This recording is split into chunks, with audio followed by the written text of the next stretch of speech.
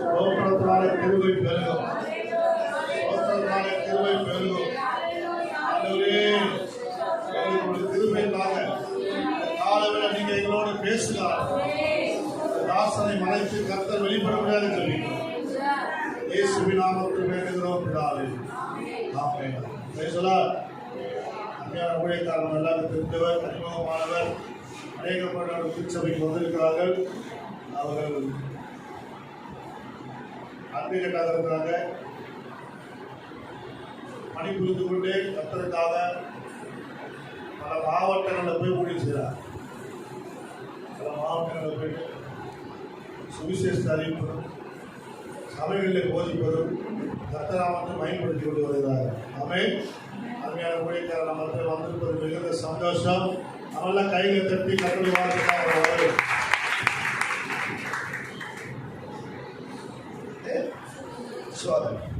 சோதனையை நாம் எப்படி மேற்கொள்வது?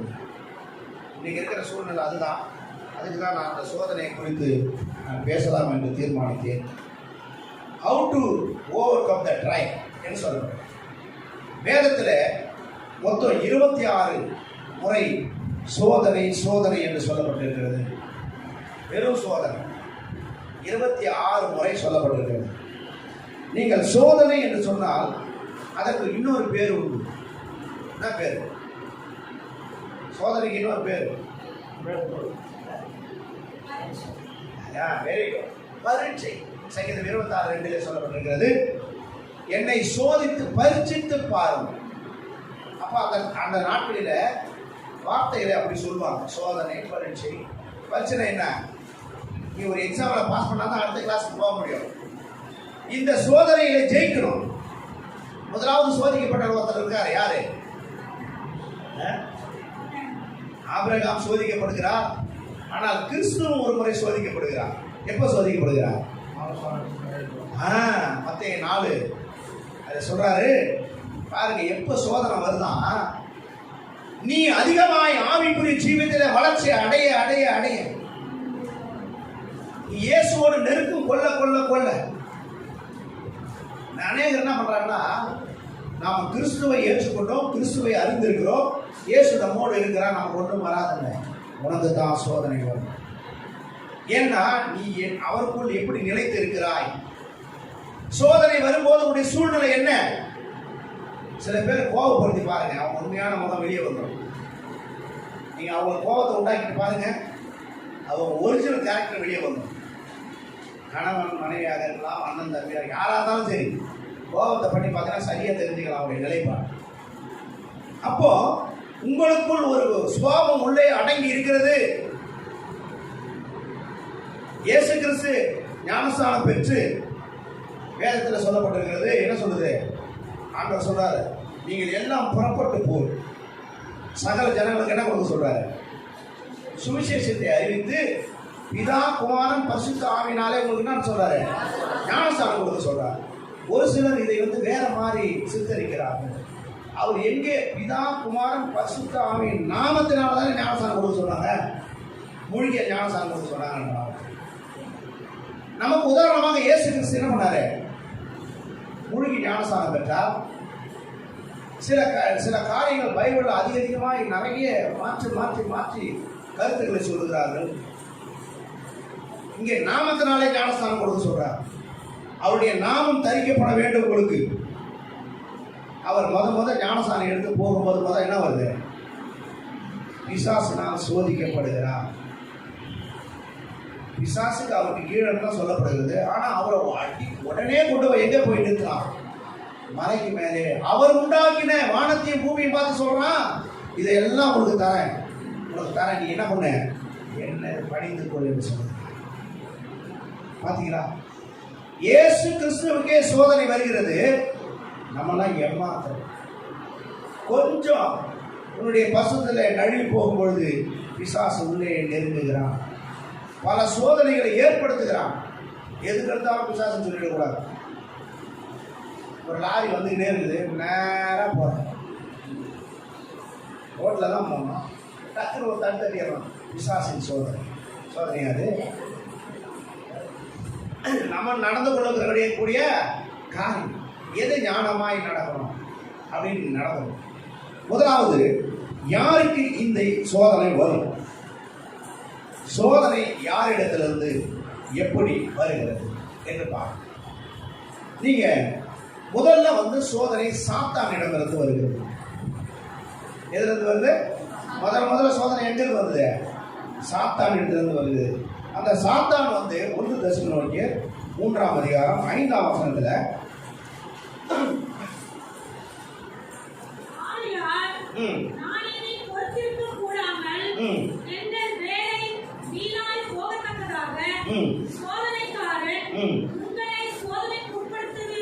சோதனைக்காரன், அவன் பேர் என்ன? சாத்தானுக்கு பேர் என்ன? சோதனைக்காரன். உங்க பக்கத்திலேயே இருப்பான். பரிசுத்த ஆவியானவரும் பக்கத்தில் இருப்பாரு, சோதனைக்காரனும் இருப்பான். நீங்கள் யாரை மேற்கொள்கிறீர்கள்? தேவனோடு நீங்கள் சஞ்சரித்துக் கொண்டிருந்தால் அந்த பிசாசு ஓடிடுவான். கொஞ்சம் வழிபட்டீங்கன்னா என்ன நடக்கும்? பிசாசு உள்ளவர். இவனுக்கு பேர் என்ன? சோதனைக்காரன். அடுத்தது பார்த்தீங்கன்னா, மாம்சத்தில் இருந்து உங்களுக்கு சோதனை வருகிறது. என்ன சோதனை? சாத்தான் மூலமாக சோதனை வருது. அடுத்தது மாம்சத்திலிருந்து வருது. யாக்கோபு 1ஆம் அதிகாரம் 14ஆம் வசனத்தை வாசிக்கும் போது,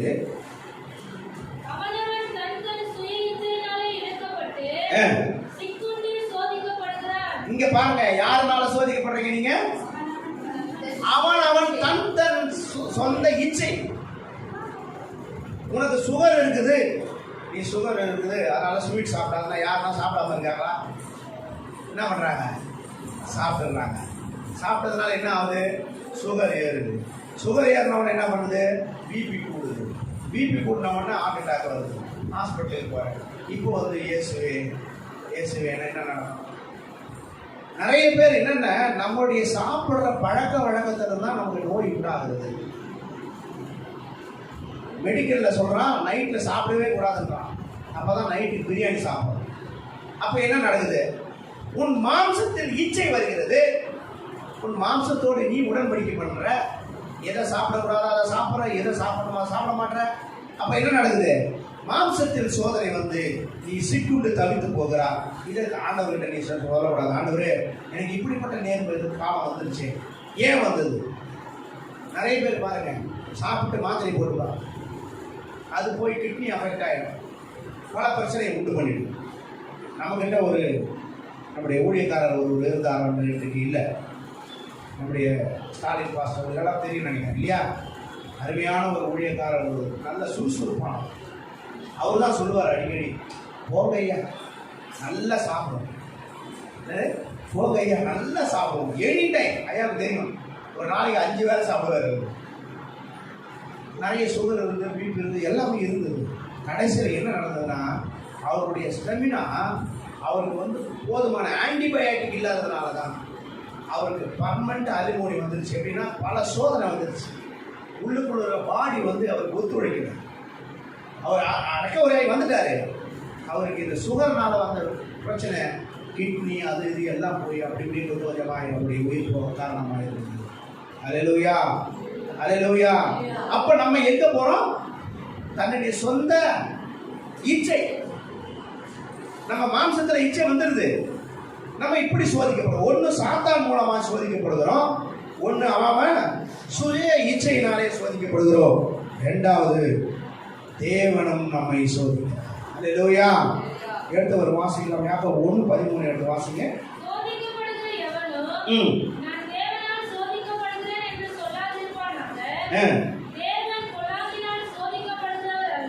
இங்க பாருங்க, தேவன் பொல்லாங்கினால் உங்களை ஒருபோதும் சோதிக்கிறவர் அல்ல, ஒருவனும் அவர் சோதிக்கிறவனும் அல்ல. நீங்க பாருங்க, ஆதியாகமம் 22:1 சொல்றாரு,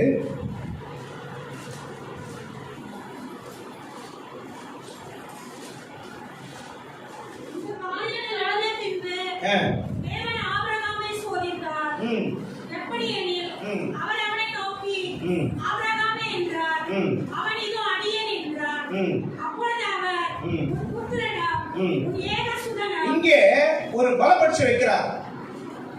ஒரே மகன் ஏகசுதன் என்று சொல்லப்படுகிறார். இவனுக்கு முன்பாக ஒரு மகன் இருக்கிறான், அவனை மகனாக கருதவில்லை. ஆனால் ஈசாக்கை மட்டும் கர்த்தர் தேர்ந்தெடுத்துக் கொண்டு அவர் என்ன பண்ணார்? ஒரு சோதனை வைக்கிறார். அந்த சோதனையிலே அவன் ஜெயிக்கிறான். அல்லேலூயா, அல்லேலூயா. நீங்க அப்படி இருப்பீங்களா? ஒரு 15 வருஷம் கழிச்சு ஒரு குழந்தை பிறகுது, ரொம்ப கஷ்டப்பட்டு குழந்தை பிறகுது. அப்ப பாஸ்டர் சொல்றாரு, அம்மா ஆண்டவர் உங்களுக்கு ஒரு குழந்தை கொடுத்துருக்கிறார், அந்த குழந்தையை சபைக்கு கொடுத்துருங்கன்னு சொன்னா நீங்க ஒத்துப்பீங்களா? சபைக்கு கொடுக்கறதுக்கே ஒத்துக்க மாட்டீங்க. நான் பட்ட கஷ்டம் எனக்கு தான் தெரியும். நான் அப்படி இப்படி எப்படியோ பல சோதனைகளை கடந்து ஒரு அருமையான பிள்ளையை பெற்றிருக்கிறேன். நீங்க கடவுள்கிட்ட கொடுக்க சொல்லிடுறீங்களே அப்படின்னு நீங்க சொல்லுங்க தானே. ஆனால் இந்த ஆபிரகாம் அந்த சோதனையை ஜெயிச்சான். மாம்சத்துக்குரிய சோதனை, ஆவிக்குரிய சோதனை, எல்லாவற்றிலும் ஜெயிச்சான் பாருங்க. அவன் போய் அந்த இடத்துல அவனை கட்டி போட்டு அவன் வெட்டுவதற்கு முன்பாக ஆண்டவர் அவருடைய தூதரை மெல்கிசேதேக்கு இருக்கிற ஒரு தூதரை அனுப்பி அங்கே வேறு விதமான காரியங்கள் நடக்கிறது. தேவன் உங்களை சோதிப்பார், ஆனால் விடவே மாட்டார். ஒரு நாள் உங்களை பொல்லாமினால் சோதிக்கிறதுக்கு அவர் தேவனே இல்லை. அல்லேலூயா. யாரெல்லாம் விசுவாசிக்கிறீங்க? உங்களை அவர் ஒரு நாள் சோதிக்கவே மாட்டார். நம்ம தான் போய் சிக்கிட்டு போறோம், நம்முடைய காரியங்களை தான் போய் மாட்டிக்கிறோம். கொஞ்சம் யோசித்து பாருங்க. ஒரு சம்பவம் நடக்குது, உங்களுக்கு சோதனை வருதுன்னா அந்த சோதனுடைய உங்களுடைய அடிசூழலை பாருங்களேன். அதில் நம்ம தான் போய் சிக்கிட்டு. ஆண்டவர் ஒரு நாள் விட மாட்டார். அப்படி போயிருந்தா கூட ஒரு பொல்லாமினாலும் உங்களை சோதிக்க அவர் பாத்திரம் நல்லவே. அல்லேலூயா. அப்படிதான் நினைச்சுக்க போறீங்க. இந்த சோதனை இயேசுவால் வந்தது. சில நேரங்களில் நம்மளாலே சோதனை அதிகம் வந்து விடுகிறது. நம்ம எடுக்க வேண்டிய சூழ்நிலை. நிறைய பேர் ஜெபித்துட்டு ஒரு காரியத்துக்கு போகும். நம்ம என்ன பண்றோம்? போயிட்டு வந்து ஜெபிக்கணும். அப்ப சோதனை வருமா வரா? ஆண்டவரே இந்த காரியமாய் போகிறேன், இது போனமா வேணாமா நீங்க கேட்கணும். ஆனா நம்ம என்ன பண்றது இல்ல, இதை பண்றது இல்ல. போய் அந்த வேலையை முடிச்சு சோதனை வந்த பிறகு இங்க வந்து அழுது, ஆண்டவரே தெரியாமல் செய்துவிட்டேன், எப்படியாவது மன்னிக்கிறானா? எப்படி மன்னிக்க? நாம தலைக்கீழாக செய்கிறோம் எல்லாவற்றும். தேவன் சொல்றாரு, என்னிடத்தில் ஒரு விஷயம் நீங்கள் பேசி அநேக நேரம், ஒரு 2 நிமிஷம் 3 நிமிஷம் தான் ஜெபம். ஆண்டவரே இந்த காரியம் செய்யலாமா? என் குழந்தைக்கு ஒரு அட்மிஷன் வேணும், அல்லது எனக்கு ஒரு திருமணம் நடக்கணும், அல்லது என்னுடைய காரியம் போய் வாய்க்கணும், நான் செய்யவா வேண்டாம்? ஜெபிக்கணும். எப்படியா ஆண்டவர்? பல நாள்லாம் ஜெபித்துருங்க, எங்க வந்து பதில் சொல்றாரு? நானா போறேன், நானா வரேன். இப்படித்தான் ஓடிக்கொண்டு இருக்கிறது என்னுடைய காரியம். அப்போ தேவனும் உங்களை சோதிக்க வல்லவராயிருக்கிறார். நியாயாதிபதிகள் 6:33 எடுத்து வாசிங்கள். சீக்கிரமா வாசிங்க, முடிச்சிடலாம்.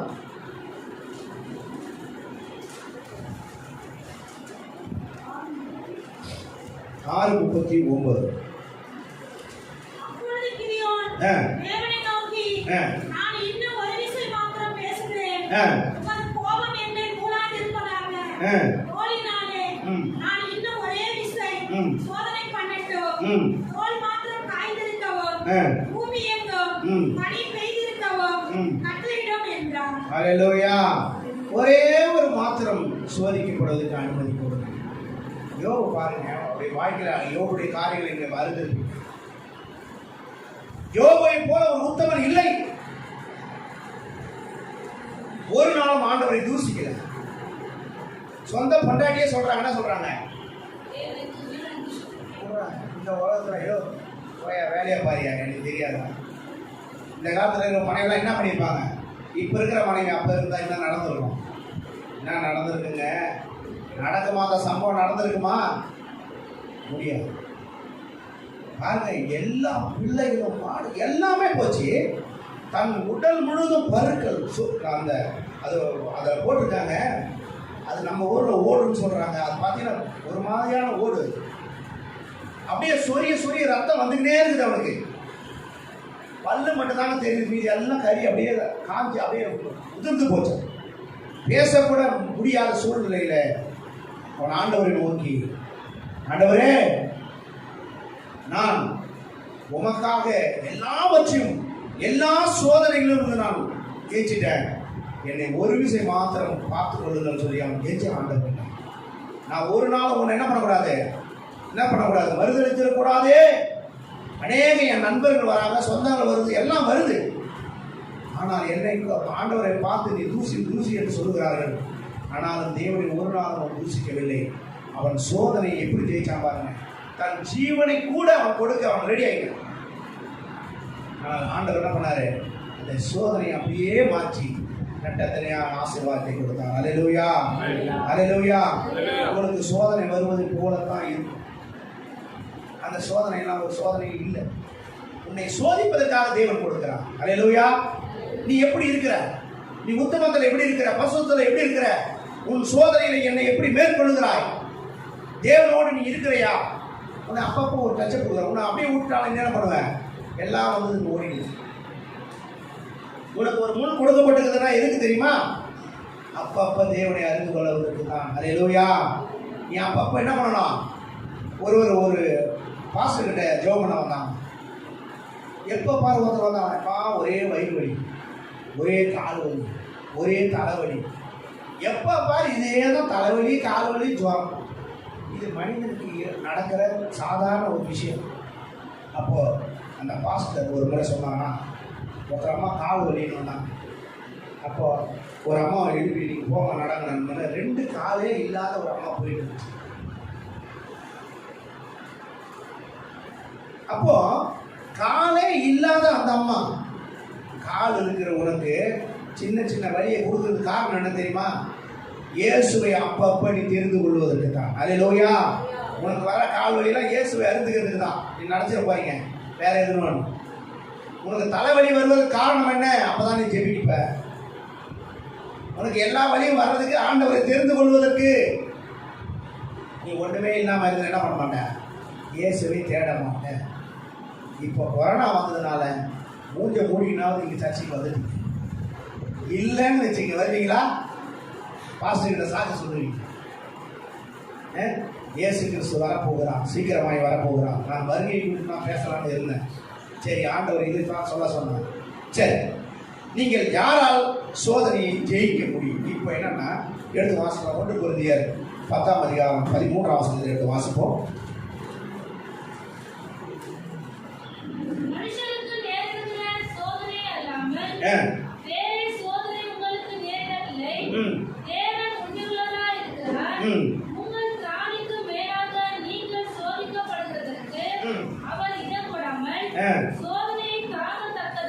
அல்லேலூயா.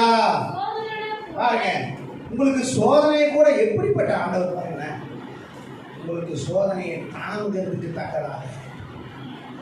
நீங்க எவ்வளவு தாங்க வேணுங்க அவருக்கு தெரியுமா?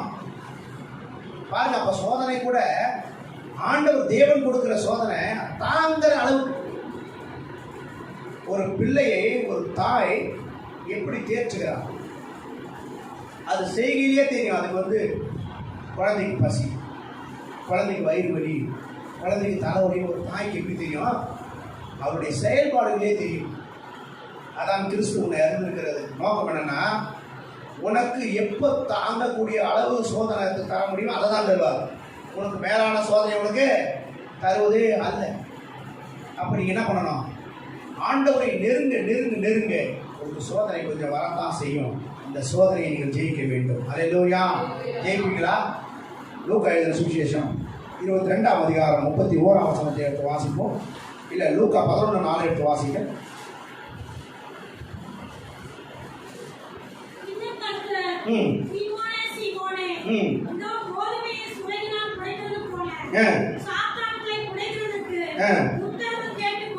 அல்லேலூயா. சாத்தான் எதை படைக்கிறது போலயா?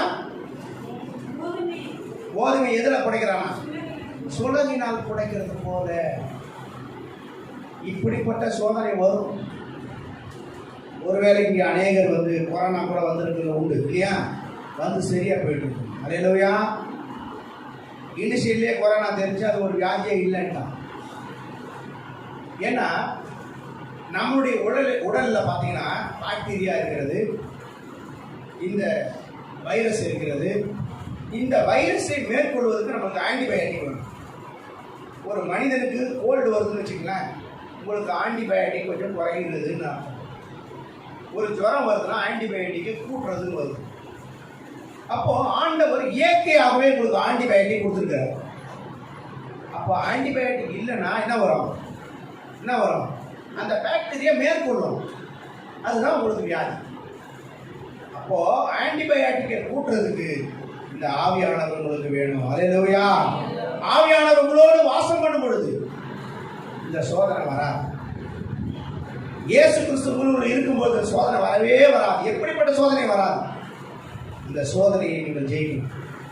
ஒருவேளை உங்கள் சோதனையை என்னது சொலகுல புடக்கிறது போல கூட இருக்கும். ஆண்டவரே, பல நாட்களாக நான் ஜெபித்துக் கொண்டிருக்கிறேன், நான் உபவாசிக்கிறேன், சரியாகத்தான் ஆலயத்துக்கு வந்து கொண்டிருக்கிறேன், இன்னும் எனக்கு இந்த காரியம் நடக்கவே இல்லை. நிறைய பேர் நீங்க உண்டு இல்லையா? ஆண்டவரே, ஏன் இது நடக்க மாட்டேங்குது? உனக்கு நடக்கும். நீங்கள் சரியான ஜெபம் ஜெபிப்பதில்லை. நீங்க என்ன பண்ண, எதையோ ஒரு எதிர்பார்ப்போடு உங்கள் வாழ்க்கை ஓடிக்கொண்டிருக்கிறது. ஆண்டவரே, நான் இதை செஞ்சா இதை செய்யணும், இதை செஞ்சா இதை செய்யணும். ஆண்டவர்கிட்டயே உங்கள்கிட்ட போட்டு, அப்போ நீங்கள் தேவன் போகிற போக்கிலே விட்டு விட்டீர்கள் என்று சொன்னார், எல்லாத்தையும் உங்களுக்கு செய்வார். அல்லேலூயா, அல்லேலூயா. வர வர மாமி கழுத போல ஆனாலும், எதை போல ஆனாலாம்? கழுத போல ஆனாலும். மாமியா கழுத போல ஆகணும். ஒரு சிலர் நீங்கள் முடித்து விடுங்கள் என்று கொட்டாய் விடுகிறீர்கள். ஒரு முறை நிறைய பேர் ஒரு ராஜா என்ன பண்ணாராம், பொண்டாட்டி பேச்சு கேட்கலாம். ராஜா யாரு? பொண்டாட்டி பேச்சு கேட்கலாம்.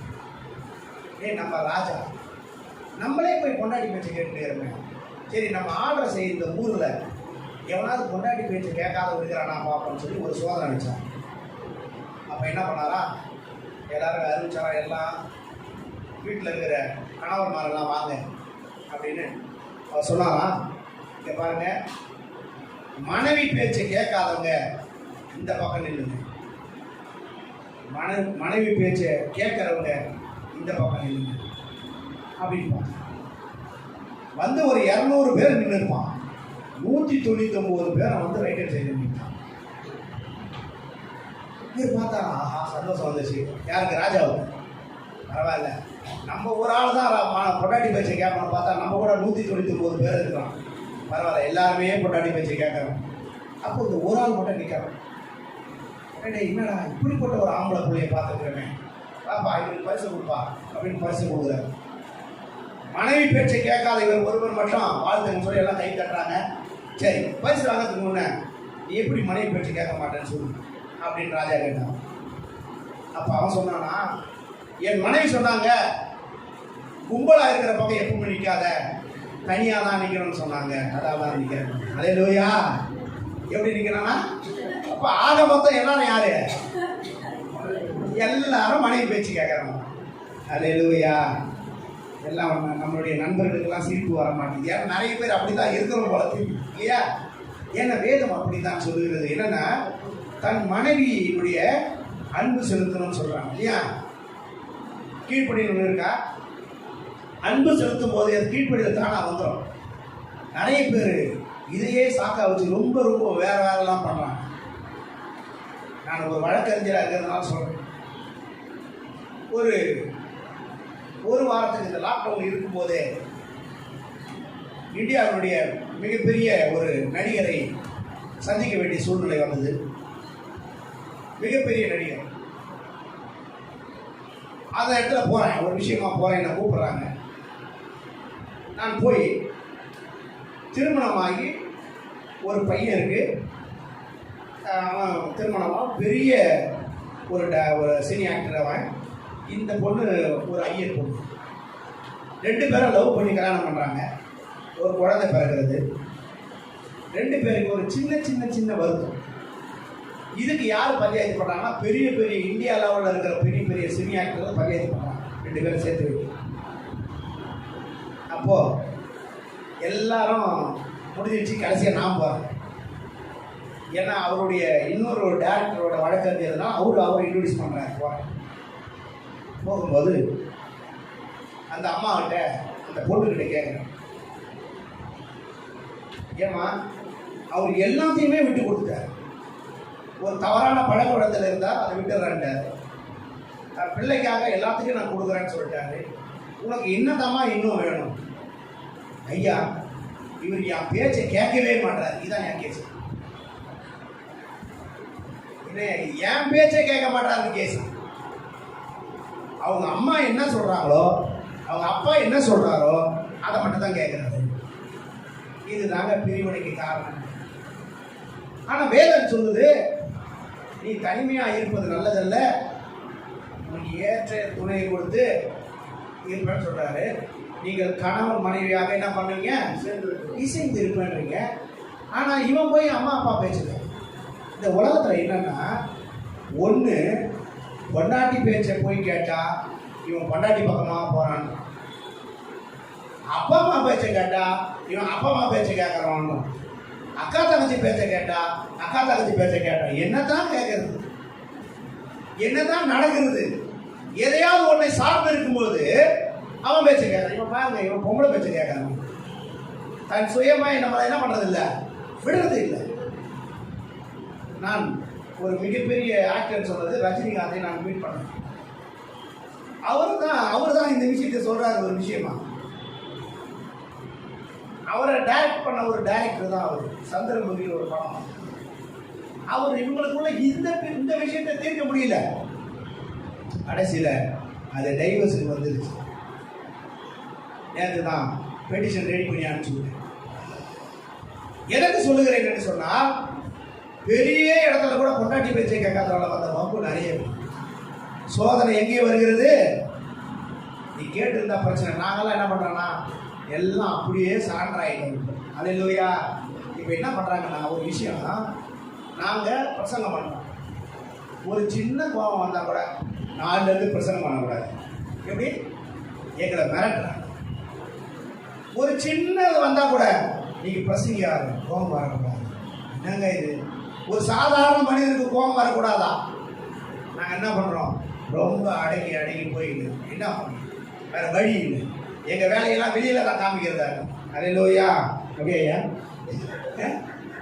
எங்கள் வேலையெல்லாம் வெளியில தான் காமிக்க வேண்டியதாக இருக்குது, உள்ள காமிக்க முடியல. ஏன்னா ஒருவேளை பிசாசானவன் இப்படி கூட வந்து விடலாம். நம்மளுடைய மேட்டுமையினாலே ஐயாவுக்கு தெரியும், எங்கள் வீட்டில் நீங்கள் வந்தீங்கன்னா பல சோதனைகள் இருக்கும். நானே படுக்கிறதுக்கு இடம் இருக்காது. எங்கள் சொந்தக்காரெல்லாம் உள்ள வந்து அவ்வளோ பேர் இருப்பாங்க. இப்போ ஐயா பார்த்துருக்காரு, குறைந்தபட்சம் ஒரு நாளைக்கு 20 to 25 பேர் எங்கள் வீட்டில் சாப்பிட்டுக்கிட்டே இருப்பாங்க. நானும் என்ன பண்ணுறதில்ல, மாமனார் மாமியார் மச்சான் எல்லாரையும் நான் தான் பார்த்துக்கிறேன். ஒருத்தரோட விடுறதில்லை. மாமனார் மாமியார் அவங்களுக்கு பார்த்தா 5 குழந்தைங்க, 5 பேர் கல்யாணம் ஆகி குழந்தைங்க. அவங்க எல்லாரையும் நான் தான் எல்லாத்தையும் பார்த்தேன். எனக்கு வந்த சோதனை. அல்லேலூயா. இந்த உலகத்துல அப்பா அம்மாவே பார்த்துக்கிறது பெரிய கஷ்டம் இல்லையா? ஒன்று இல்லை, நான் ஒன்று சொல்லி இன்னொன்று சொல்லி சோதனை வந்துட்டே இருக்கும். ஆனால் மாமனார் மாமியார் கிட்ட வந்து ஒரு நல்ல மருமகன் பேர் எடுக்கிறதுக்கு எத்தனையோ வருஷம் ஆகும். அல்லேலூயா. பேர் எடுக்க முடியாது. பார்த்துக்கிட்டீங்களா? ஒரு மாமனார் கிட்ட மருமகன் எப்படின்னா அப்படின்னு அவர் நல்லவர்னு ஒரு நாளும் சொல்ல மாட்டாங்க. ஏன்னா பேர் எடுக்கிறது கஷ்டம். ஆனால் அப்படிப்பட்ட சோதனையிலிருந்து நான் மீறி வந்துட்டேன். அல்லேலூயா. எதற்கு என்று சொல்லுகிறேன் என்று சொன்னால், அன்பு எல்லாவற்றையும் சகிக்கும். அன்பு இருந்துட்டா போதும். கொஞ்சம் கோபம் வரும்போது கூட கொஞ்சம் அப்படியே அமைதியாகிட்ட கூட சரியாயிடும். கோபத்தினால அநேக வம்பு வந்து விட்டது. ஒரு முறை எனக்கு வந்த ஒரு கிளைண்ட் ஒரு சின்ன தகராறில் தன் மனைவி கழுத்தியை வெட்டி எடுத்துவாங்க. ஒரே ஒரு சிங்கிள் அக்யூஸ்டு. நான் கேஸ் நடத்தேன். அடா பாவி, நான் கேஸ் நடத்தி சிங்கார வேலை பாளையில் கேஸ் நடந்து நான் சொன்னேன், டே ஒரு நாளாவது நீ யோசித்து பார்த்துருக்கியாடா, ஒரு அன்பான மனைவி, ஒரு குழந்தை இருக்குது, அவளை குறித்து நீ மனசுக்குள்ளேயே நான் செஞ்சது தப்பு நான் இல்லையா? இப்போ கூட எனக்கு ஒத்துக்க முடியல. செத்து போன பிறகு ஒத்துக்கிறான். செத்து போய் கேஸுக்கு நடக்கலாம் 5 வருஷம், அப்பவே ஒத்துக்கலை. அவனால் சகிக்க முடியல. அவனுக்கு அந்த மனப்பக்குவம் வரல. நான் கேஸை நடத்தி அவனுக்கு விடுதலை வாங்கி கொடுத்தேன். பாரியா எப்படிப்பட்ட வைக்கணும், பொண்டாட்டியை கொண்டவனை விடுதலை வாங்கி கொடுத்தேன். சரி, விடுதலை வாங்கியாச்சு. நான் அப்போ ஸ்விஃப்ட் டிசைர் இந்த வண்டி வச்சிருக்கேன், கருப்பு கலர் வண்டி. நான் அவனுக்கு விடுதலை என்று சொல்லி ஜட்ஜி அறிவிச்சிட்டாரு தான் ஜட்ஜி. நான் இங்கே உட்காந்துட்டு இருக்கேன், அங்கேருந்து அறிவிக்கிறார் 3 மணிக்கு, சாயந்தரம் 3 மணிக்கு. அரசு தரப்பில் போதுமான ஆதாரங்களை உங்களுக்கு எதிராக தாக்கல் செய்யாதனாலும் உங்களுடைய வழக்கறிஞருடைய வாதத்தினாலும் உன்னை இந்த கோர்ட்டு விடுதலை செய்கிறது அப்படின்னு சொல்லியாச்சு. சொன்ன உடனே ஒரு பத்திரம் இருக்கும், அதை சைன் பண்ண பான் கொடுத்துட்டு வெளியே போனால் ஆர்டர் காப்பி உடனே கொடுத்துருவாங்க. நான் ஆர்டர் காப்பி வாங்குறதுக்காக நிற்கிறேன், அந்த பையன் வெளியில் போயிட்டு நின்றுட்டுருக்கோம். நான் ஆர்டர் காப்பி வாங்கிட்டு வெளியே வரேன், எனக்கு 10,000 ரூபா ஃபீஸ் கொடுக்குறான். வாங்கிட்டு நான் படிக்கட்டி கார் எடுத்துக்கிட்டு நான் அந்த ஸ்டாண்டிக்காக அப்படி போய் சுற்றிட்டு வரணும்க்கா. நான் போய் சுற்றிட்டு வரேன். இந்த கோர்ட்டு இந்த ஜட்ஜின்னா அதை அது நேரம் வச்சுக்கலாம், இதான் ரோடு. இந்த ரோடுக்கு அந்த பக்கம் அவன் ரோடை கடந்து போகிறான். நான் அங்கேருந்து வர பார்த்தா ஒரே கூட்டமாக இருக்கு. இவன் செல்ஃபோனை பேசிக்கிட்டு எப்படியே பார்த்து வருவான். தண்ணியில் கரெக்டாக தலையை மட்டும் எடுத்துட்டா மட்டும் இந்த உள்ள வந்து பார்க்குறேன். அல்லேலூயா. என்ன நடந்தது? இந்த உலக பிரகாரமாக நான் தீர்ப்பு வழங்கிட்டேன். ஆனால் ஆண்டவர் என்ன பண்ணிட்டாரு? அதே ஜனலுக்கு நேரம் தலை மட்டும் தனியே கிடக்குது, முண்டை தனியே. அல்லேலூயா. அவர் தீர்ப்பு கொடுத்துட்டாரா? இதுதான் சொல்றேன்.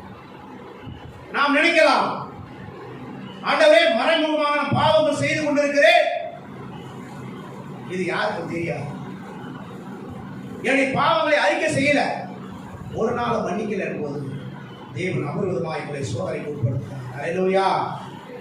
இந்த மனித வாழ்க்கையில் அப்படித்தான் போய் கொண்டிருக்கிறது. நாம நினைக்கிறோம் நாம பரிசுத்தமாக இருக்கிறோம், நம்ம ஒரு பாவம் செய்வதில்லை. ஆனால் நமக்குள்ள ஒன்று இருக்குதே,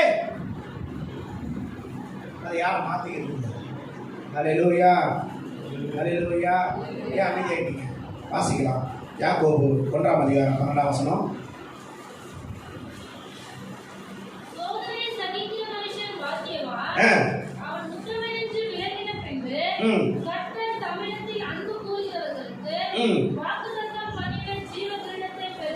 அல்லேலூயா. சோதனையை சகிக்கிற மனுஷன் பாக்கியம். எப்படிப்பட்ட சோதனைகள் வந்தாலும் சகிக்கணும், இயேசுவை முன்னிறுத்தணும். அப்போ அதுல என்ன வருது? அந்த சோதனை வரும்போது ஜீவ கிரீடம் வருது. அன்பு. நிறைய பேருக்கு அன்புன்னு பேர் இருக்கும், அன்பு இருக்கா? உலகத்துல தேவன் தான் எல்லா பிரமாணங்களையும் தள்ளிட்டு ஒரே ஒரு பிரமாணத்தை முன்னாடி வச்சார். என்னது? அன்பு என்கிறது. நீங்க அன்பு செலுத்தி பாருங்களேன். அப்படிதான் அன்பு செலுத்துற, வேற எங்கன்னா செலுத்திட்டு போறீங்க. அவங்க மனைவி கிட்ட அன்பு செலுத்து, மாறி செலுத்துறாதீங்க, வம்பு வந்துடும்.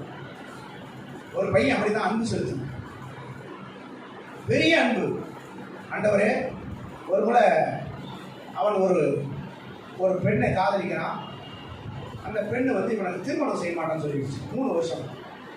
அப்போ என்கிட்ட வராங்க, ஐயா இந்த மாதிரி அந்த பொண்ணு இல்லைன்னா செத்துருவேன். ஏய் என்னடா லவ் பண்ணுறதுக்கு போய் செத்துருவேன்னு சொல்லி என்ன விஷயம் வாயா அப்படின்னு அந்த பொண்ணை கூப்பிட்டேன். என்னம்மா இவன் செத்துருவேன் சொல்கிறான், 3 வருஷம் லவ் பண்ணிட்டு இருக்கீங்க, கல்யாணம் பண்ணிக்க வேண்டியதான, நல்ல பையன், நல்ல வேலை செய்கிறான். ஐயா இங்கே வாங்க. நான் ஒரு முறை பஸ் ஸ்டாண்டில் நின்றுட்டு இருந்தேன். இவன் வந்து சும்மா அப்படி பார்த்தான். இவன் டெய்லி இந்த பக்கம் போகிறத வரத பார்த்தேன். நான் வந்து வில்லிவாக்கத்தில் வேலை செய்கிறேன். டெய்லி பஸ்ஸில் 150 பேர் ஏற்றிட்டு போகிறான், நிறுத்தம். டெய்லி இவன் வருவான், 8:30 மணிக்கு என்னை ஏற்றிப்பான், அப்புறம் என் கம்பெனியில் விட்டுருவான். கரெக்டாக 5 மணிக்கு ஏற்றுவான், வீட்டில் விட்டுருவான். நல்ல ஒரு செக்யூரிட்டியாக இருந்தான். கரெக்டாக போனால் வந்தால் எல்லாத்தையும் முடிஞ்சு. ஏன்னா நான் ஏற்கனவே ஒரு பையனை லவ் பண்ணிகிட்டு இருக்கேன், இவனை லவ் பண்ணுற போயிட்டே இருக்கேன். இவன் இதுக்கு மருந்து குடிச்சு. அன்பு எப்படி போகிறதுப்பா? நீ ஒரு அன்பை செலுத்தினா அவங்க ஒரு அன்பை வச்சுக்கணும். நிலை இல்லாத இந்த உலகத்தில் நிலையான அன்பை செலுத்துகிற இயேசுவை நீ பற்றிக்கொள்ள வேண்டும். உனக்கு சோதனை பல வேளையில வரும், உன்னுடைய இன்னாபிலிட்டி வரும். எப்பவும் ஒரு விஷயத்தை சொல்ல கேட்டீங்க, உங்க கிட்ட இருக்கிற எந்த விஷயத்தையும் மற்றவரோடு பகிர்ந்து கொள்ளக்கூடாது. கணவன் மனைவியோட பிரச்சனையை முதல்ல நீங்கள் பகிர்ந்து கொள்ளக்கூடாது. ஏன்னா இதுதான் வீக்னஸ். சோதனைகள் வரும். என்ன சூழ்நிலையில் எப்படிப்பட்ட சண்டை வந்தாலும் சரி, எப்படி சூழ்நிலை வந்தாலும் சரி, உங்களுக்குள் வைத்துக் கொள்ளுங்கள். மற்றவரோடு போகும்போது அதை உங்களுடைய வீக்னஸாக எடுத்து 4 பேருக்கு பகிரும். உனக்கு வேறு விதமான சோதனை வந்து இப்படித்தான் நிறைய பிரச்சனை வருது. நாங்கள் பார்த்ததில் இதுதான் பிரச்சனை. நீ போய் ஒரு ஆம்பளை கிட்ட உன் பிரச்சனையை சொல்ல போய் அது வேற விதமாக வந்து, நீ ஒரு பொம்பளை கிட்ட சொல்லும்போது அது இன்னொரு ஆம்பளை கிட்ட போய் இன்னொருத்தர்கிட்ட போய் இவங்க இப்படி ஆகிட்டு வந்தது. அதனாலே உன் பிரச்சனையை நீங்கள் 2 பேரும் கூட தான் பகிர்ந்து கொள்ளணும். அல்லது உங்களுக்கு நல்ல நண்பர் இருந்தால் அவங்ககிட்ட பகிர்ந்து கொள்ளுங்க. அல்லேலூயா. உங்களுக்கு சோதனை வேற மாதிரி வரும். அல்லேலூயா, அல்லேலூயா. சொல்லுவாங்க, ஒரு சின்ன பொய் தரையாக சொன்னேன், எனக்கு ஏன் இந்த சோதனை? 1000 பொய் சொல்லி ஒரு கல்யாணத்தை பண்ணணும். ஆமாங்க, அப்படியா? ஒரு பொய் சொல்ல கல்யாணம் பண்ணா, பொய் சொல்லி கல்யாணம் பண்ணுவாங்க. பொய் சொன்னால் வம்பு. 1000 முறை போய் சொல்லி ஒரு கல்யாணம் பண்ணணும்னா அந்த பழமொழி இருக்கு. 1000 முறை போய் சொல்லி, எப்படி சொல்லி? பொய் சொல்லி இல்லை, அங்கே போய் சொல்லி. புரியுதா? ஒரு பொண்ணை நீங்கள் ஒரு கொடுக்கணும் எடுக்கணும்னா நீ இங்கேருந்து அங்கே போய் சொல்லி அது சொல்லுவாங்க நிறைய பேர். புண்பட்ட மனசை நிறைய கரெக்டாக சொல்லி எப்படின்னு தெரியும். அல்லேலூயா. புண்பட்ட மனசை புகை விட்டா. ஒரு சிஸ்டர் அப்படிதான் சொன்னாங்க. என்னங்கன்னா, ரொம்ப கஷ்டம் வந்தால் சிகரெட் வாங்கி குடிச்சுட்டே மாதிரி இருக்கும், அது பேர் தான் புகை விட்டு நாத்தா. அப்படியா? புண்பட்ட மனசுனா பேர் என்ன? அவன் ஏற்கனவே கஷ்டத்தில், ஏதோ வேதனையில், துன்பத்தில், பல பிரச்சனைகளை உள்ள வாங்கிக்கின்னு அவன் உட்காந்துருக்கான். அப்போ அதுக்கு தான் அந்த பழமொழி எதுக்கு சொன்னாங்கன்னா, புண்பட்ட, அதை நொந்து போன மனசை நல்ல விஷயங்களை அவனுக்குள் போக விட்டு ஆத்து. என்னது? போக விட்டு ஆத்து. நீ சொல்ற சொல்லு அவன் இருதயத்தில் போய் அந்த சோதனை தகர்த்தணும். அதுதான் புண்பட்ட மனசுல போக விட்டு ஆத்து. நல்ல விஷயங்களை போக விட்டு ஆத்து. நம்பால் என்ன பண்ணிட்டான்? புண்பட்ட நெஞ்ச போக விட்டு ஆத்து. அல்லேலூயா. ஒரே ஒரு வார்த்தை மாறி. கண்ணகி கோவலன் கேள்விப்பட்டிருக்கிறீங்களா? மதுரையை எரிக்கிறான். அந்த ராஜா சொன்னாரு, இவன் போய் சிலம்பு எடுத்து போய் காமிக்கிறான். இந்த ஒரு சிலம்பு எங்கே இருக்கிறது, இன்னொரு சிலம்பு எங்கே, அதில் தான் இதுதான் என் சிலம்பு இல்லை என்ன தேடிக்கணும். அப்போ அந்த ராஜா என்ன சொல்றாரு, அந்த சேவன் கிட்ட, நீ போய் அவனை கொண்டு வா என்று சொன்ன. என்ன பண்ணா? கொண்டு வா. இவன் என்ன பண்ணான்? கொன்று வந்துட்டான். ஒரே ஒரு வார்த்தை பிழையினாலே மதுரை எழுதி விட்டது. கண்ணகி என்ற ஒரு சொல் வந்து விட்டது. பார்த்தீங்களா? அப்போ நம்ம தெளிவாக இருக்கணும். பழமொழிகள்லாம் சரியான பழமொழி தான், அதை நம்ம சொல்கிற விஷயம் தான். பார்த்தீங்களா? புண்பட்ட நெஞ்ச போக விட்டு ஆற்று. நம்ம இவ்வளோ நாள் நினச்சிருந்தோம் நல்ல விஷயங்களை போக விட்டு ஆற்று. எடுத்து ஒரு வாசிக்கலாம். உருவாகும் 13ஆம் அதிகாரம் 1, 2, 3 எடுத்து வாசிப்போம்.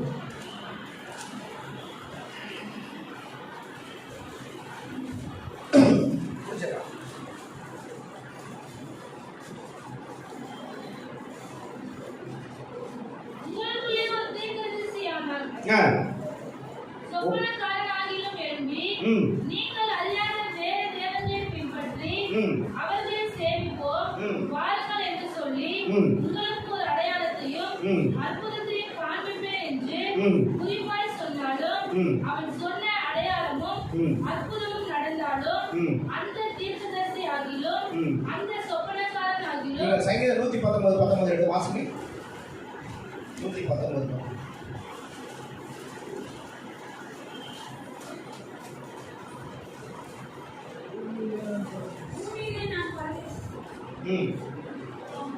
119.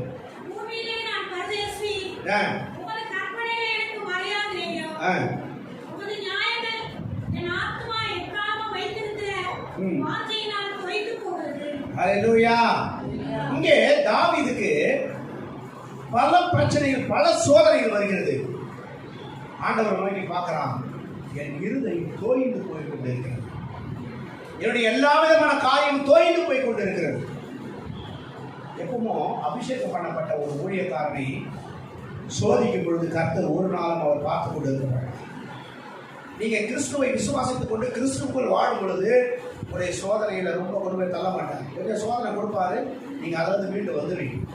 நிறைய பைபிள்ல பார்த்தீங்கன்னா அநேகர் முதலாவது பரிசுத்தத்தில் இருப்பாங்க, தேவனோடு இருப்பாங்க, பின்னாடி விழுந்து போயிட்டாங்க.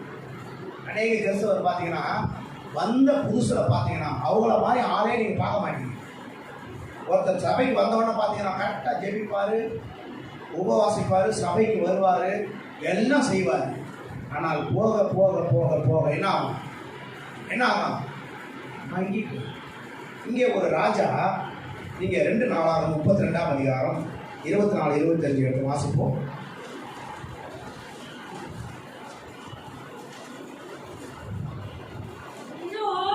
யூதாவின் ராஜாவுக்கு முன்பாக வாசிக்கப்பட்ட புத்தகத்தில் எழுதியிருக்கிற சகல சாபங்களுமாகிய பொல்லாப்பை நான் இந்த ஸ்தலத்தின் மேலும் இதன் குடிகள் மேலும் வரப்பண்ணுவேன்.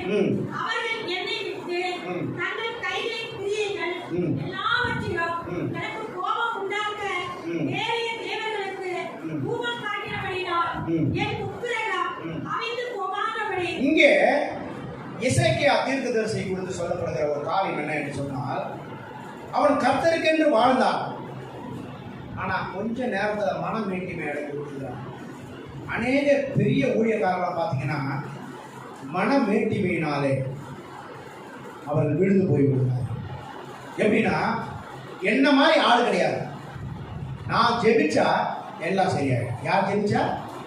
இயேசுடைய அனுகிரகம் அல்ல, தன்னை பெருமைப்படுத்திக் கொள்வது. இந்த எசேக்கியா ராஜா பாருங்க, அவனுக்கு ஒரு பிளவு நோய் வருகிறது.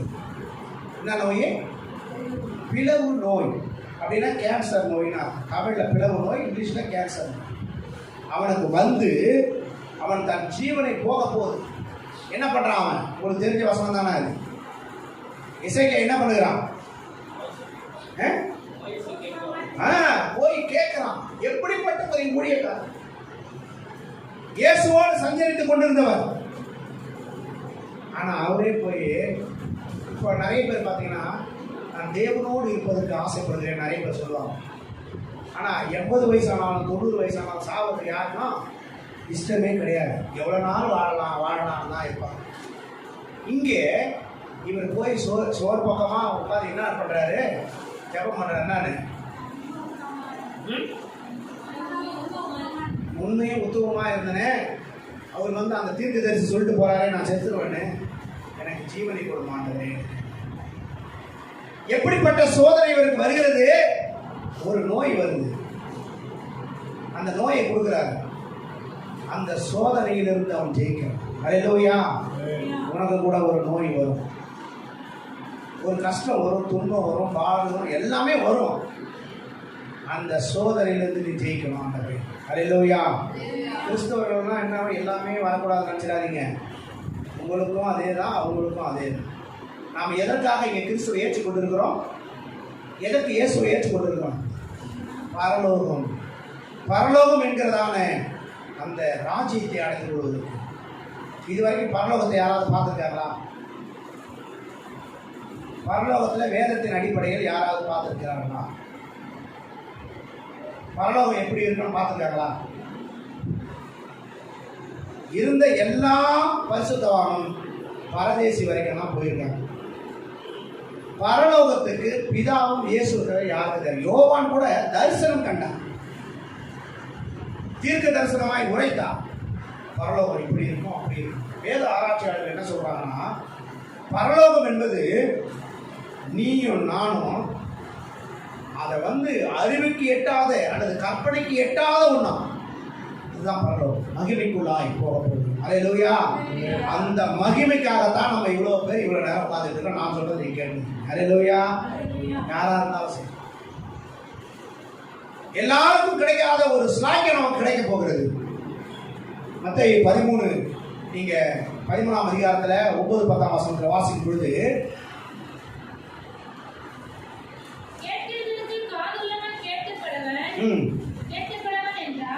அப்பொழுது சீஷர்கள் அவரிடத்தில் வந்து, ஏன் அவர்களோடு உண்மையாக பேசுகிறீர்கள் என்று கேட்டார்கள்.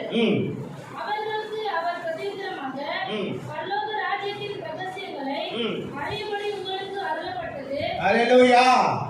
என்ன ஓமையா சொல்றாங்க? பரலோக ராஜ்யத்தை அறியத்தக்கதான ஓமை. இந்த ஓமை பரலோக ராஜ்யத்தினுடைய ஓமை என்று சொல்றாங்க. அநேக இடத்துல பார்த்தீங்கன்னா இயேசு கிறிஸ்து ஓமையாக சொல்லுவார். எல்லாரும் திராட்சை செடிகள் என்னுவார். நம்மள என்ன சொல்லுவாரு? திராட்சை செடிகள் என்று சொன்னால் யாரு? இஸ்ரவேலுடைய வம்சத்தார் தான் திராட்சை செடி. ஒன்று ஒரு ஓமை. நீங்கள் அத்தி மரம் என்று சொல்றார், நீங்கள் யூத ராஜாக்கள் என்று சொல்லப்படுகிறது, நீங்க ஒலிவ மர கன்றுகள். இப்படி அநேக மரங்களை குறித்து, பறவைகளை குறித்து, மிருகங்களை குறித்து ஓமைகளாக சொல்லப்படும். இதை குறித்து அநேக காரியம் இருக்கிறது. இதெல்லாம் ஓமைகளாக சொன்னவங்களாம் எதுக்கு சொல்ல முடியாது. இதுக்கு நேரம் ஆயிடுச்சு.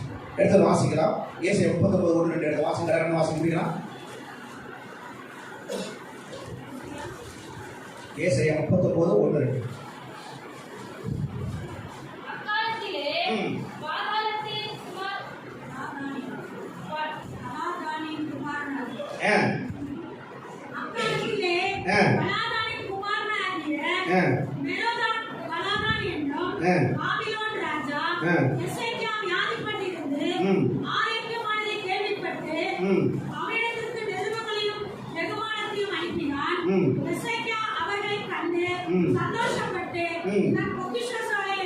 அதிலே வந்து 2:32-31 எடுத்து வாசிங்க.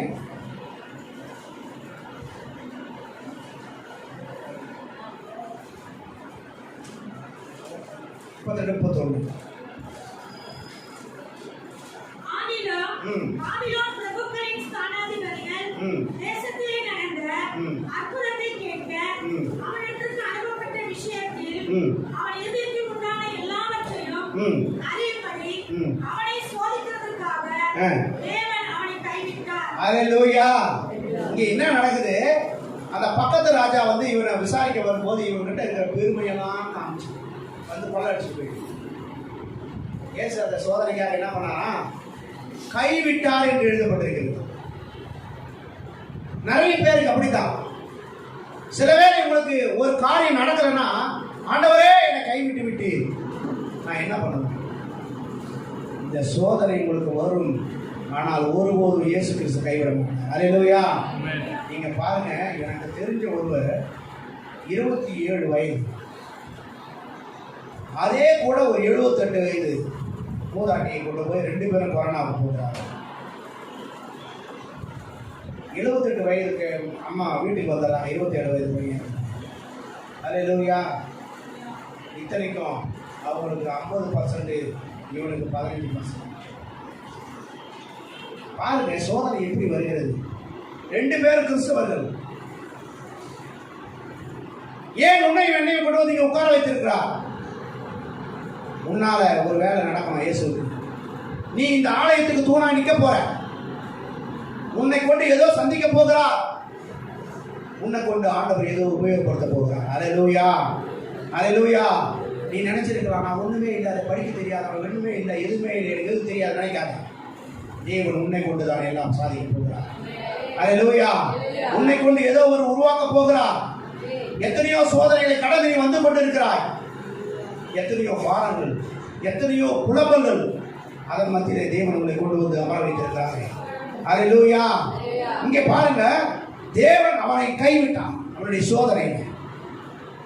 எத்தனையோ பரிசுத்தவான்கள் அப்படித்தான். நல்ல ஆவிக்குரிய ஜீவிதத்தில் வளர்ச்சி அடைந்து வந்துகிட்டே இருக்கும். சோதனை வரும்போது விழுந்து விடுது. ஒரு சபை போதகர் எனக்கு தெரிஞ்ச ஒரு 250 சபை வைத்திருக்கிறார். கடைசியில் அவருக்கு ஒரு சோதனை வந்து விழுந்து. அல்லேலூயா, அல்லேலூயா. நீங்க ஒரு நல்ல நல்ல விஷயத்துக்காய் கர்த்தரிடத்தில் வைராக்கியம் பாராட்ட வேண்டும். அல்லேலூயா. நீங்க பாராட்டுவீங்களா? வெளிப்படுத்தல் 3:18 வாசிக்கும் போது, வரப்போகிற சோதனை காலத்திற்கு நீங்கள் தப்பும்படியாக கர்த்தரை உங்களை உருவாக்கி கொண்டிருக்கிறார். அல்லேலூயா. வரப்போகிற சோதனை காலத்துக்கு நீங்கள் தப்பு வைக்க வேண்டும். யாக்கோபு 1:2 சொல்லுங்கள், நீங்கள் பலவிதமான சோதனைக்கு அகப்பட்டு விடாமல் இருப்பதற்கு கர்த்தர் உங்களை பார்த்துக் கொண்டிருக்கிறார். அல்லேலூயா. அப்போஸ்தலர் 20:19 சொல்கிறார், எனக்கு நேரிட்ட சோதனை இல்லாமல் வேறு ஒரு சோதனை இல்லை. அல்லேலூயா. லூக்கா 8:13 சொல்கிறார், சோதனை காலத்தில் பின்வாங்கி போகிறவர்களாக இருக்காதீர்கள். அல்லேலூயா. என்ன பண்ணக்கூடாது? சோதனை காலத்தில் பின்வாங்கி போயிடக்கூடாது. அல்லேலூயா. எரேமியா 20:12 சொல்றாரு, கர்த்தர் நீதிமானை ஒருபோதும் சோதிக்கிறது இல்லை. அல்லேலூயா. கர்த்தர் யாரை சோதிக்க மாட்டாரா? நீதிமானை ஒருபோதும் சோதிக்கிறது இல்லை. நீங்க நினைக்கலாம் இப்படிப்பட்ட சோதனை எனக்கு வந்திருக்க காரணம் என்ன? அது சோதனை அல்ல. தேவன் அதிலிருந்து உங்களை காப்பீடுவாளவராக இருக்கிறான். 2 கொரிந்தியர் 13:5 எடுத்து வாசிக்கும் போது உங்களை நீங்களே சோதித்து கொள்ளும்படியாக வைக்கிறேன் என்று சொல்கிறார். அல்லேலூயா. 1 Thessalonians 5:21 எல்லாவற்றையும் சோதித்து நலமானதை பிடித்துக் கொள்ளுங்கள் என்று சொல்கிறார். அல்லேலூயா. எபிரேயர் 2:18 சொல்றார், அவர் தாமே சோதிக்கப்பட்ட பின் அவர்தான் பாடுகள் உட்படுத்தினார். அல்லேலூயா. நீங்கள் வெளிப்படுத்த 2:10 சொல்றார், நீங்கள் சோதிக்கும்படி பிசாசானவன் உங்களுக்குள் வந்திருக்கிறான். அல்லேலூயா. அல்லேலூயா. நீதிமொழி 27:21 சொல்றாரு, மனிதன் அவனுக்கு உண்டாகும் புகழ்ச்சியை அவனுக்கு சோதனை. அல்லேலூயா. இப்போ நான் இருக்கிறேன், நான் ஒரு வழக்கறிஞர், எனக்கு அது இருக்குது, இது இருக்குது, அப்படி இருக்குது, இப்படி இருக்குதுன்னு சொன்னாங்கன்னா என்னை போல ஒரு புகழ்ச்சி உள்ளவன் சோதனைக்கு உட்படுத்தப்படுவான். என்னைத்தானே தாழ்த்தும் போது கர்த்தர் அந்த சோதனைக்கு தப்பித்துக் கொள்கிறார். அல்லேலூயா. நம்ம நினைக்கலாம் நம்ம படிப்பு, நம்முடைய பதவி, நம்முடைய சொத்து, நம்முடைய சுகம் தான் நம்மளை காப்பாற்றுறது. அதெல்லாம் ஒன்றுமே இல்லை, நத்திங். ஒரு நிமிஷத்தில் போயிடும். நீங்கள் யோசித்து பாருங்க, இன்று இரவு நம்முடைய ஜீவன் இருக்குதுன்னா அது கர்த்தருடைய கிருபை. சங்கீதம் அப்படித்தானே சொல்லுது.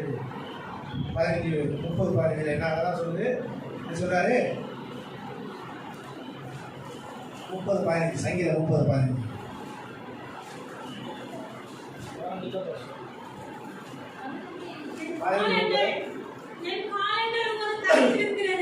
என் காலங்கள் உங்களுடைய காலத்தில் இருக்கிறது. யார் காலம்? ஏன் காலம் இல்லை, எல்லாருடைய காலங்கள் யாருடைய காலத்தில் இருக்குது. அப்ப நம்ம எப்படி நாளைக்கு போராட முடியும்? அல்லேலூயா. உங்களுக்குள் எப்படிப்பட்ட வைராக்கியம் இருக்கணும் தெரியுமா? கலாத்தியர் 4:18 சொல்றாரு,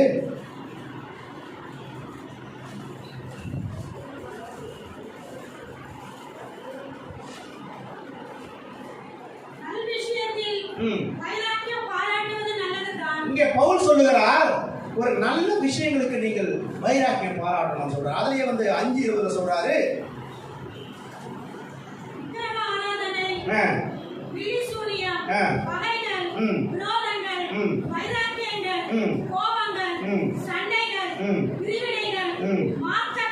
மார்க்க பேதங்கள் மாம்ச வைராக்கியம் நமக்குள் இருக்கக்கூடாது என்று கர்த்தர் விரும்புகிறார். அப்போஸ்தலர் 17:16 சொல்றாரு, ஆவியிலே உங்களுக்குள் வைராக்கியம் வரணும். அறியப்படாத இயேசுவை அறிந்து கொள்ளும்படியாக நீங்க என்ன பண்ணணும்? எதுக்கு வரணுமா? ஆவியில வைராக்கியம் வரணும். அதே போல பேதுருவை கொண்டு போய் எங்க அடைக்கிறாங்க? எருசலேமில் கொண்டு போய் கரைக்கிறாங்க, அறைகிறார்கள். அவன் என்ன பண்ணான்? அங்கே போகாமல் இருந்திருக்கலாம், ஆனால் நான் கொன்று போட்டாலும் தேவனுக்கு என்று மறிப்பேன் என்று சொல்லி நான் ஜீவனையே விட்டான். நிறைய பேர் ஊழியத்துக்கு கூட்டு போங்க, அங்கே ஒரு கல்லை விட்டானா எங்கே இருப்பாங்கன்னு தெரியாது. ஒரு முறை ஒரு ஆலயத்துக்குள்ள பார்த்தேன், மூஞ்செல்லாம் கட்டிக்கிட்டு துப்பாக்கி எடுத்து டப்பட மேலே சுடுறான். எல்லாம் பாஸ்டர் எல்லாம் உட்காந்துட்டு இருக்காங்க, பஸ் எல்லாம் உட்காந்துட்டு இருக்காங்க. எல்லா விசுவாசங்களும் பாஸ்டர் மட்டும் விட்டு எல்லாம் ஓடிட்டு. ஏன்னா பாஸ்டர் தான் ஜெபிக்கிறவர், எல்லாம் பண்ணுறவர், அவர் துப்பாக்கி அவர் பார்த்துப்பாரு அப்படின்ட்டு. நீங்கள் யாரெல்லாம் இயேசுவை ஏற்றுக்கொள்ள மாட்டீங்கன்னு சொல்கிறவங்களாம் அந்த கதவுக்கு ஓடி போயிடுங்கிற பார்த்தா பாஸ்டர் மட்டும் உட்காந்துக்கிறார். ஏன்னா துப்பாக்கி பக்கத்தில் அவர் உட்காந்துக்கிறனால அவராலையும் ஓட முடியும். கொஞ்ச நேரம் பொறுத்து அவன் மூஞ்சை கட்டிட்டு பார்த்தா அவரோட விசுவாசியை ஒருத்தன் மூஞ்சை கட்டி துப்பாக்கி எடுத்து கொடுக்குறான். நீங்கள் எப்படிலாம் சோதனை ஜெயிக்கிறீங்கன்னா பார்ப்போம், இயேசுவை எப்படி ஏற்றுக்கிறீங்க பார்ப்போம், ஒரு சோதனை நடத்தலைன்னு அவரை காமிச்சு. நீங்கள் இப்போ ஒரு துப்பாக்கி வந்தால் என்ன பண்ணுவீங்க? வந்து கடன்னு சொல்கிறான், என்ன பண்ணுவீங்க? உங்களை யார் ஆராதனை நடத்த சொன்னது? ஐயா நான் இல்லை ஐயா, எங்கள் ஐயா தான், நான் பார்த்துக்கிறேன்னு கூப்பிட்டாரு. எல்லாம் கையை தூக்கிடுவீங்க. அல்லேலூயா. உங்களுக்கு சோதனை வராது, பயப்படாதீங்க. உங்களுக்கு சோதனை வராது. யார் இந்த சோதனை தப்பிப்பீங்க? ஆனா சொல்றதுக்கு நல்லா தான் இருக்கும், ஆனா நடைமுறைக்கு ஒத்து வராது. அல்லேலூயா. அல்லேலூயா. நீங்கள் ஒருவர் ஐக்கியம் பாராட்ட வேண்டும். சபை நமக்கு கொடுக்கப்பட்டிருக்கிறது. இந்த சபை தான் நமக்கு ஐக்கியம். இந்த சபை தான் கர்த்தர் வருமளவு உங்களை தேர்ச்சி ஆட்சி அரவணைத்து உங்களை பரலோகம் கொண்டு போய் சேர்க்கிற வரைக்கும் அவங்க தூங்கணும். நீங்கள் ஒரு தீர்மானம் எழுதணும். ஆண்டவரே, இந்த கொரோனா வியாதி நம்ம அனைவரும் அழுது விட்டாங்க, எவ்வளோ சோதனைகள் வந்தது, எல்லாத்தையும் நாங்கள் தப்பிச்சு வந்துட்டோம். இந்த வருடத்தில் எப்படியாவது நாங்கள் ஒரு ஆள் ஒரு ஆத்மாக்களுக்கு நாங்கள் சுவிசேஷத்தை அறிவிப்பு பண்ணுவது நாங்கள் அல்லேலூயா. எப்படியாவது உங்களோடு இப்போ வேலை செய்கிறவங்க, உங்கள் பக்கத்து வீடு அக்கத்து வீடு, நீங்கள் வாங்க ஒரு ஜெபம் பண்ணிங்க, எனக்கு ஆலயத்துக்கு வாங்க, ஆண்டவர் அபரிதமாய் உங்களை ஆசீர்வதிப்பார். அல்லேலூயா அல்லேலூயா. ஏன் கொண்டாட மாட்டீங்களா? இந்த வருஷத்தில் கொண்டாடுறவங்க ஒரு தீர்மானம் எடுங்க. நீங்கள் சபையில் கொண்டு வந்து சேர்க்க சேர்க்க சேர்க்க உங்களுக்கு கிரெடிட் அங்கே கூடிக்கொண்டே இருக்கிறது. அல்லேலூயா. தேவன் உங்களை எல்லா விதமான சோதனையிலிருந்து உங்களை என்ன பண்ண போறாரா?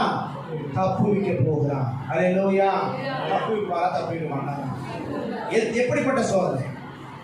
நீங்கள் ஆவியிலே பலப்படும் போது, நீங்கள் எப்படிப்பட்ட சோதனை வந்தாலும் தேவனை விட்டு ஒரு நாள் விலகி இருக்காதபடி இருக்கும்போது அவர் உங்களை அந்த சோதனையில் தப்பித்துக் கொள்வதற்கு ஒரு போக்கை உண்டாக்கி உங்களை நிலைநிறுத்துவார். அல்லேலூயா அல்லேலூயா. வர வர மாமி கழுத போல ஆயிட்டா, அதனால இதோடு நான் முடித்து விடுவதுதான் நல்லது. அல்லேலூயா. எல்லாம் கொட்டாயும் கையும் காலம் தூக்க ஆரம்பிச்சுட்டாங்க. ஏன்னா அதனால நம்ம என்ன பண்ணோம்? அதற்கு முன்னாடியே முடிச்சாதான் அடுத்த முறை பிரசங்கம் கேட்கப்படும். அல்லேலூயா அல்லேலூயா. இப்போ யாரெல்லாம் இந்த சோதனை இருந்து நீங்க தப்பிச்சுப்பீங்க? உங்களுக்கு என்னென்ன சோதனை வருகிறது? ஆண்டவரே, எனக்கு சுகர் இருக்குது, எனக்கு மாம்ச சோதனை. ஒருத்தர் ஸ்வீட் கடை வச்சிருக்கான், அவனுக்கு சுகர், ஸ்வீட் என்ன பண்ண முடியாது? என்ன பண்ண முடியாது? சாப்பிடவே முடியாது, அவனுக்கு வந்த சோதனை. இப்படி பல சோதனைகள் உண்டு. ஆனால் நமக்கு நேரிடுகிற சோதனை அல்லாமல் வேறு சோதனை. அப்ப என்ன பண்ணணும்? நம்ம ஆண்டவரே, எனக்கு சோதனை வராதபடி நான் பார்த்துக் கொள்வதற்கு என் ஆத்துமாவை என்ன பண்ணணும்? பலப்படுத்த வேண்டும். எல்லாரும் அப்படியே எழுந்து நின்று கண்களை மூடி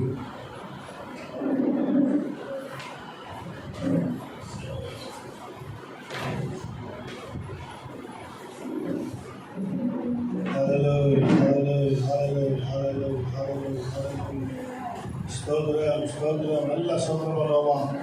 கர்த்தர் எல்லா சோதனையும் தப்பித்துள்ள போக்கை உண்டாக்குவார்.